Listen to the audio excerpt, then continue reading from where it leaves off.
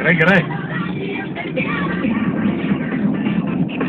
Naujiena, čia Danutė Noravičiūtė ir 200 sekundžių informacijos.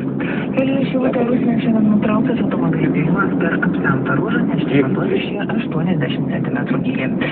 Tuo metu specialus visuomeninis transportas gyventojus kelia kaip įprasta, jis gali įveikti iki 1 metro vandens gylį. Tačiau ir visuomeninis transportas nustos kursuoti, jei vanduo pakils virš 1 metro. Renkant Seimo narį Marijampolėje per 3 išankstinio balsavimo dienas savo valią pareiškė 940 arba kiek mažiau nei 2,5% visų apygardos rinkėjų. Balsavimas iš anksto jau baigtas apmokydėje, apskritimų ir specialiuosiuose paštuose. Tuo metu balsavimas namuose šiandien dar tęsiamas. Rinkimų diena rytoj balsavimas Marijampolės apygardos rinkimų apylinkėse vyks nuo 7 iki 20 valandos.